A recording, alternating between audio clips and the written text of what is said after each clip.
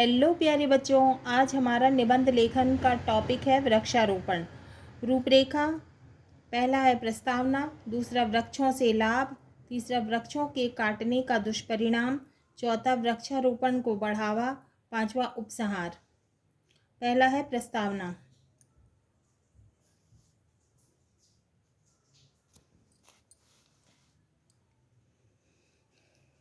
वनों या वृक्षों का भारतीय संस्कृति में अत्यंत महत्वपूर्ण स्थान है।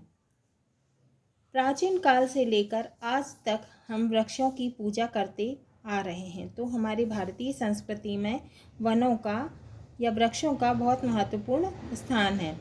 हम पुराने समय से आज तक वृक्षों की पूजा करते आ रहे हैं। पीपल के वृक्ष को हमारे यहाँ वासुदेव भगवान का प्रतीक माना जाता है, तो पीपल के वृक्ष को, पेड़ को हमारे यहाँ कृष्ण भगवान का प्रतीक माना जाता है। प्राचीन काल में विद्या के केंद्र, आश्रम और गुरुकुल हरे भरे वनों में ही स्थित थे। तो प्राचीन काल में विद्या के केंद्र, आश्रम, गुरुकुल वगैरह जो हैं वो हरे भरे वनों में ही स्थित थे। आज भी दुख और चिंताओं के भार से त्रस्त मानव वनों की शांत सुरम्य हरितिमा की ओर जाता है। तो आज भी दुख और चिंताओं के भार से दुखी मनुष्य, मानव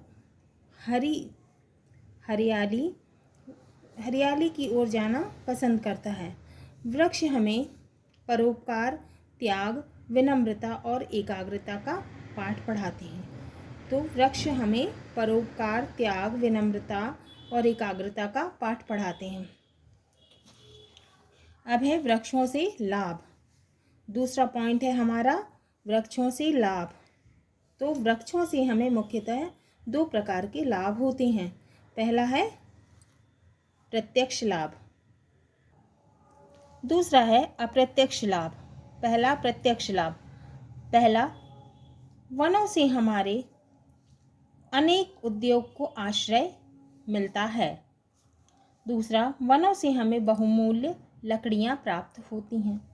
तीसरा, वनों से हमें फल फूल के साथ साथ अमूल्य जड़ी बूटियां भी प्राप्त होती हैं।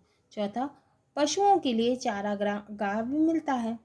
पांचवा, वनों में वन्य प्राणियों को आश्रय भी प्राप्त होता है। दूसरा है अप्रत्यक्ष लाभ। अब अप्रत्यक्ष लाभ कौन कौन से हैं? पहला, वन वर्षा कराने में सहायक होते हैं। दूसरा, वन वृक्ष भूमि कटाव को रोकते हैं। तो जो वृक्ष होते हैं वो वर्षा कराने में सहायक तो होते ही हैं, साथ में भूमि के कटाव को रोकते हैं। तीसरा, पर्यावरण के संतुलन को बनाए रखते हैं। चौथा, वृक्ष बाढ़ नियंत्रण में सहायक होते हैं। तो बाढ़ के नियंत्रण में वृक्ष सहायक होते हैं। पांचवा, वन मरुस्थलों के प्रसार को भी रोकते हैं। तो वन जो होते हैं वो रेगिस्तान के प्रसार को भी रोकते हैं। अब तीसरा है वृक्षों के काटने का दुष्परिणाम। अब हम वृक्षों के काटने का दुष्परिणाम पढ़ेंगे। नगरीकरण तथा औद्योगिकरण के कारण लगातार वनों का कटाव हो रहा है। इससे पर्यावरण असंतुलित हो रहा है, प्रदूषण बढ़ रहा है, वातावरण में उष्णता बढ़ती जा रही है। अगर ऐसा ही चलता रहा तो भविष्य के लिए यह स्थिति भयावह सिद्ध हो जाएगी। नगरीकरण, शहरीकरण तथा औद्योगिकीकरण के कारण लगातार पेड़ों को, वनों को काटा जा रहा है। इससे पर्यावरण असंतुलित हो रहा है, प्रदूषण बढ़ रहा है, वातावरण में उष्णता यानी गर्मी बढ़ रही है। अगर ऐसा ही चलता रहा तो भविष्य के लिए यह स्थिति भयावह यानी भयानक सिद्ध हो सकती है।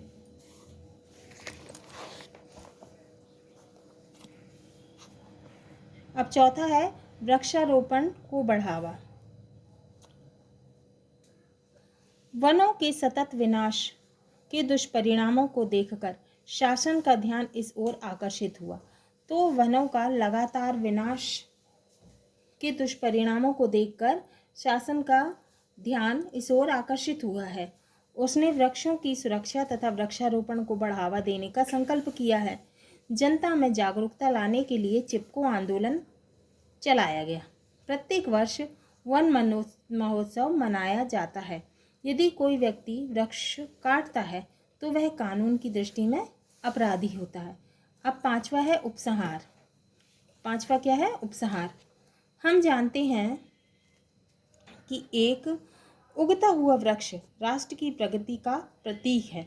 वर्तमान में शासन के व्यापक प्रयासों एवं जन सहयोगी संस्थाओं के माध्यम से वन महोत्सव कार्यक्रम को व्यावहारिक स्वरूप प्रदान किया जा रहा है। वृक्ष लगाने के लिए लोगों के मन में उमंग जगानी चाहिए। वृक्षों के विकास में ही राष्ट्र की प्रगति सन्निहित है। तो हमारा ये निबंध वृक्षारोपण पूर्ण हुआ। और निबंध देखने के लिए निबंध की प्लेलिस्ट में देखें, जिसकी लिंक डिस्क्रिप्शन में है।